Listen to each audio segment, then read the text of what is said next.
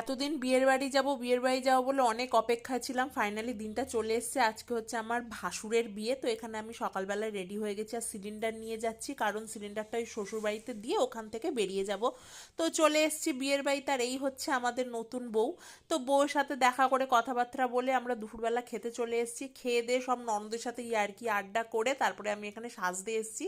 তো ফাইনালি আমি রেডি হয়ে গেছি, একদম পুরো মেকআপ করে নিয়েছি, আর এই হচ্ছে বিয়ের বাড়ি। আর আমি জেনারেলি কফি চা খাই না, বিয়ের বাড়িতে এসেছি বলে একটু খেলাম। আর এই হচ্ছে আমার আর কৌশিকের আউটফিট, কেমন লাগছে জানিও। আর এখানে নতুন বউকে মালা, তারপরে সেই মাথায় যে ফুলের মুকুট সেইগুলোই পরানো হচ্ছে।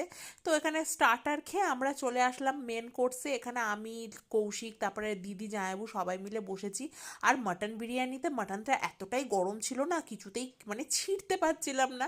খাওয়া দাওয়া করে বাড়ি চলে এসেছি, আর মুখের মেকআপ তুলে ফাইনালি এবারে শুয়ে পড়বো। তো চলো টাটা।